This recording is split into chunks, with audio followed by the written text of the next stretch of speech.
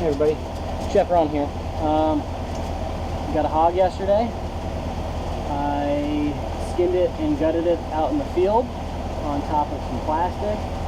It's not the most efficient way, but it took me like 45 minutes or so to get the whole thing eviscerated and gutted and skinned, head removed, little trotters removed, and it worked okay. So I don't have a hoist. It's hard for me lifting them up by myself, so I usually don't do it. It's hard on my back doing it on the ground too, but it works. So what we're going to do is we're going to take this hog in the form that I have it now, and we're going to break it down the rest of the way. So I'm going to show you how it's packaged, how I packaged it in the field, and what I've got here. I've got a sawhorse, a pair of sawhorses with some towels, wet towels, and then I got a sheet tray, because that's what I have, and it holds it nice and secure. And then on top of that I got a cutting board that's anchored down with some damp paper towels. I'm going to get some blood there, so I didn't want to use a good towel there. I've got plenty of gloves, a whole big box of gloves, and I've got some boning knives. These were pretty good Dexter, and I don't know what this is. This is like a Dexter. This is the buck knife that I skinned it with last night. I really wish I had one of the other boning knives with me, because this just doesn't hold knives long enough, and I was getting kind of frustrated skinning this thing in the field. Had I planned ahead, I would have had a knife bag with me and some better kitchen knives. Yeah, you can get better kitchen knives than these, but it's silly. These are 20 bucks. They stay sharp plenty long enough. With two of these here, I'll be able to get through this thing no problem before I have to try stone these again or steal them. This should suffice for today. So that's what we're going to use today. We'll get the pig up here. The other thing I've got is a hose to rinse these guys and a cleaner with some water. A little too much water to dump a little bit out. We're going to add a little ice to this, and this is going to be our rinse tank, so we can rinse some of the hair and some of the blood off the carcass, and that's going to help us out too. And then I've got some bags for my food saver. I've got some small and large bags and some pre-sealed bags, and I've got my food saver. And what I'm going to do is I'm going to package into those bags, and then we're going to freeze this thing for a minimum of 30 days. 30 days. And what that's going to do is that's going to help to kill any parasites, any bacteria in there, so we can treat this thing more like regular pork. I still won't eat it medium rare, but I'll feel more comfortable eating it cooked a little bit more gently. We're also going to brine a lot of this, and we're going to use some pink salt, which will help kill bacteria too. But most of this turns into sausage for me. The loins that we'll get out of this in a few minutes, those we will eat as is. But some of the stuff will break down a little bit further for you too, so you'll be able to see that. Alright, so first we're going to get this hog out of here. I use this plastic cooler, this big, not plastic, this big portable like soft cooler. You could use a hard cooler though. Turn that so you can see. And then I put industrial strength garbage bags in there, and I throw my hog inside. And then the other thing I do is I pack a couple bags of ice on top of it, and those are going to go into my rinse tank, keep that cold. And there's one more bag of ice that I put in the inside cavity of the hog to cool it from the inside out, and it helps to cool it pretty fast. So another bag of ice goes in. Alright, that's in our rinse tank, and then we'll pull the one out of the cavity, last one out the cavity. Might as well add it to my rinse.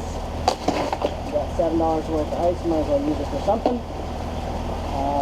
This could go into a brine, you know, to ice down a brine if we wanted to make a brine right now. But like I said, I like to freeze these for 30 days before I do anything with them.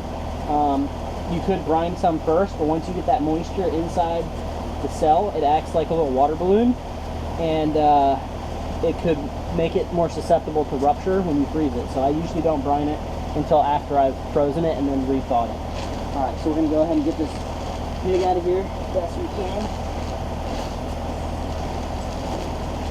And it is heavy and full of blood still. So, this is the tricky part, get it up on the table. I'm going to grab under the cavity there. And I don't really want to dip all over myself if I don't have to.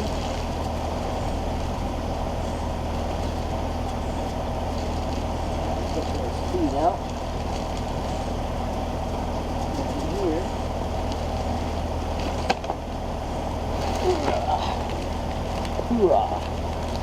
Get this little guy up on the table so you see what we're working with here. Get him uncovered.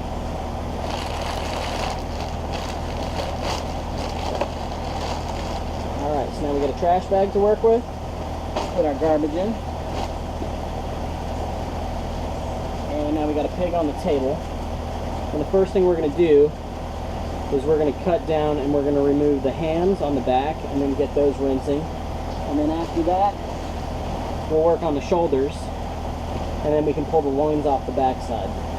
So let me grab a knife, and just because this thing fell this way, what we're going to do, let me turn this for you so you can see a little better. Alright, there you can see a little better hopefully. Alright, so we'll grab a knife here, and what we're going to do is we're going to take one of these hams off, and then we'll be able to clean this up a little bit later on. So we'll start by kind of cutting right where this seam is here on the leg, right where it naturally folds and hinges, and that's where we're going to start. So we'll cut right in there, and you kind of want to peel that back as you go, and you can kind of see where these things naturally kind of seam together. I'm already at the ball joint, and we're going to keep the knife against the bone the best we can while we're coming through there.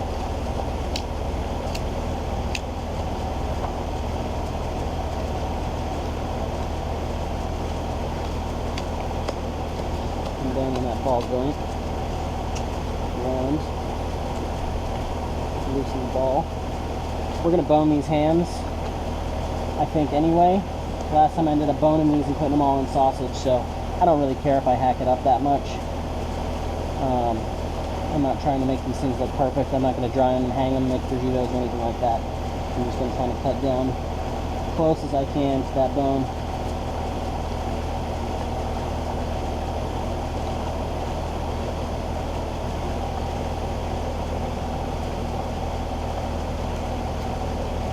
Alright, so there's one off.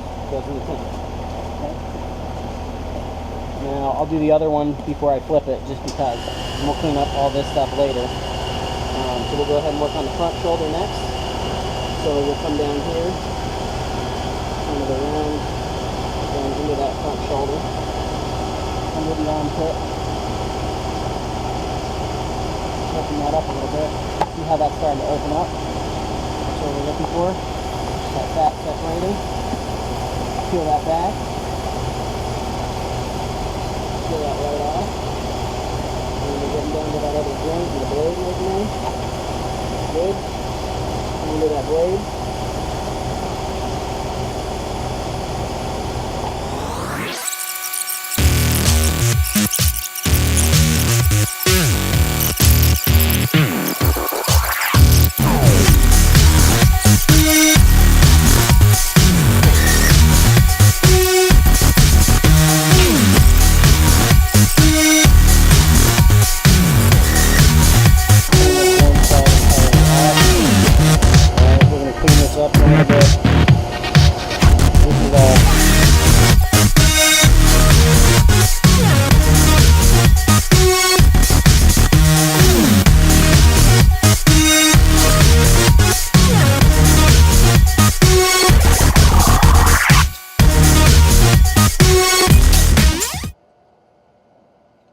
Alright, so the next thing we're going to do is we're going to try to get these tenderloins out that are back here.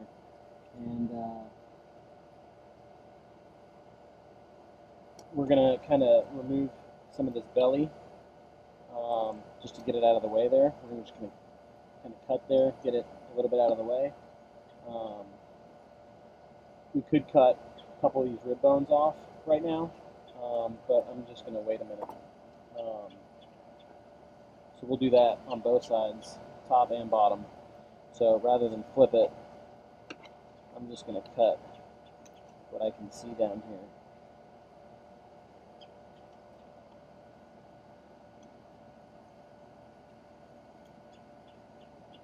Those rib bones.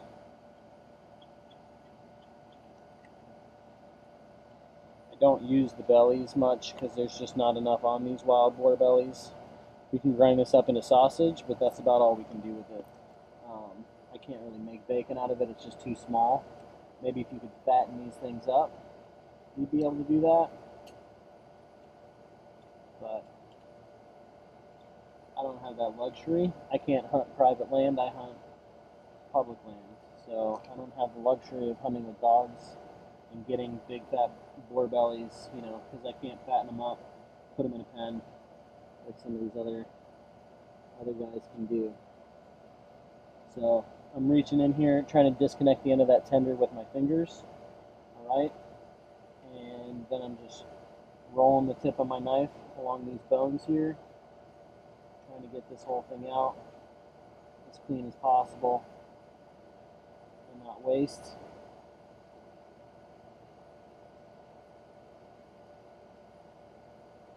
Because these things aren't that big to begin with, all right? So we're still going along that fat seam until this thing comes off. And we might need to take it and like clean it up a little bit on the cutting board before we eat it. No big deal. We're just trying to remove it right now. Alright, so there we go. That's a tenderloin right there. And that'll be delicious. We just need to pull some of that silver skin off of it and get it cleaned up a little bit. So.